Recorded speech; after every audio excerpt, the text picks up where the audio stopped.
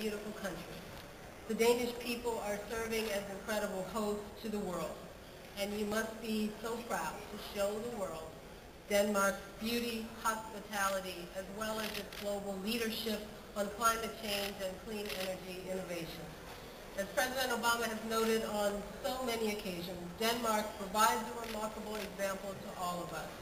Using ingenuity to draw nearly 20% of its electricity generation from the wind, we're very impressed by Denmark's leadership and hospitality as host to this very important conference. I also just learned that both the US EPA and Denmark's Ministry of the Environment are preparing to celebrate their 40th anniversary. EPA's is in 2010, and the Ministry of the Environment is in 2011. As we both approach this milestone and look back over the last 40 years, it's thrilling that we are working so closely together and looking ahead at the next 40 years and beyond. Now, it's an honor and a privilege to be with you and speak on behalf of the United States. As much cause as we have to celebrate what this gathering means for our nation and our future, we also meet at a time defined by shared challenges and sobering realities. None of our nations have been immune to the global financial crisis and the economic downturn that follows. We are all here on behalf of people and families in our home countries, people who have struggled and continue to struggle with obstacles to immediate prosperity and anxiety for their economic future. These recent years have taught us difficult but valuable lessons. We now see just how connected we are as one planet. As President Obama said to a town hall meeting in Strasbourg, France earlier this year, not more than a generation ago, it would have been difficult to imagine that the inability of someone to pay for a house in Florida could contribute to the failure of the banking system in Iceland. Today, what's difficult to imagine is that we did not act sooner to shape our collective future. Fortunately, we did act soon enough to avert an even greater economic crisis. We have pulled back from that brink and must now focus on our shared future and new foundations for global prosperity. At the same time, we have reached the first point in history where the impact of everyday human activities is affecting the health of our entire planet. Our commerce and trade, our population growth, and our social behavior are having profound effects on our environment. After decades of mounting evidence, climate change has now become a household issue. Parents across the United States and around the world are concerned for their children and their grandchildren. Our governments are investing billions in mitigation and adaptation strategies. Our businesses are investing billions in efforts to increase efficiency and cut greenhouse gas emissions. And our security experts are preparing for new hotspots of instability and violent conflict. If we do not act to reduce greenhouse gases, the planet we leave to the next generation will be a very different place than the one we know today. Just as the fates of our individual economies are connected in one global destiny, so is the fate of our environment. We know that emissions from automobiles on American highways contribute to the same urgent environmental problems as the peat bog in Indonesia and deforested farmland in the Amazon, or booming industrial centers in China and India. In this global challenge, each of us bears responsibilities that extend well beyond our individual borders. We owe it to ourselves, our fellow nations, and future generations to rise to this moment of challenge and set a course toward sustainability, peace, prosperity, and opportunity.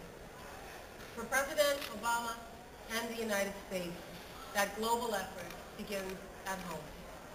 We've been hard at work on confronting climate change through a wide range of initiatives. Some you may have heard about, and others you may not have. We have been fighting to make up for lost time. In less than 11 months since taking office, President Obama has done more to promote clean energy and prevent climate change than happened in the last 8 years prior. As a start, we are working to revitalize and refashion the U.S. economy for the low-carbon, clean energy future. The Recovery Act Congress passed to pull our nation up and out of our economic downturn contains more than $80 billion for renewable energy projects. That represents the largest single investment in renewable energy in American history.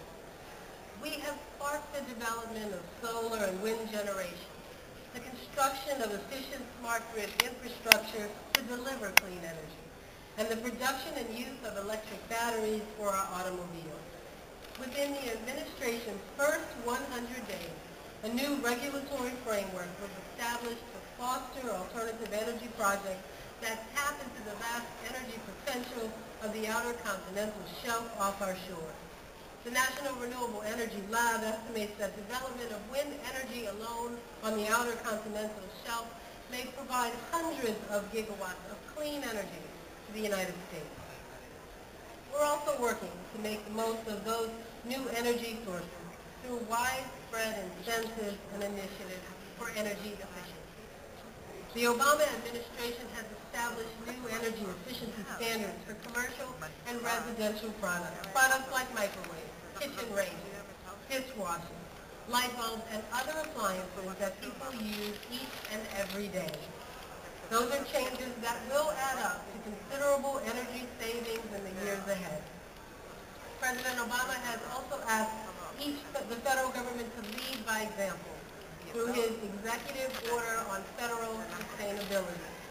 The executive order, among other initiatives, requires federal agencies to set a 2020 greenhouse gas emissions target, to increase energy efficiency, and to reduce fleet petroleum consumption. Let me also take a moment to commend the extraordinary work of states and cities and tribal governments across the United States. In the last 8 years, they have taken the leadership role in fighting climate change. All too often, they had to go it alone, typically without federal partnership and sometimes with aggressive federal opposition. I served as the commissioner of the Department of Environmental Protection in the state of New Jersey, which joined together with 9 other states to cut carbon emissions and expand clean energy through a regional greenhouse gas initiative, one of several regional efforts and state initiatives formed in recent years. Those were challenging times, but they sparked incredible creativity and leadership and gave us much to build on as we take up this work now at the federal level. Many of our state and local leaders are here in Copenhagen, and I encourage you to share your ideas with them. I know they're ready to do their part in our shared challenges. In addition to building our clean energy economy, we have taken significant steps to monitor and reduce greenhouse gas emissions from our most pervasive sources. Take, for example, American automobiles. This September, I joined our Secretary of Transportation to announce new proposed standards that will require an average fuel economy of 35.5 miles per gallon in 2016 for cars and light trucks.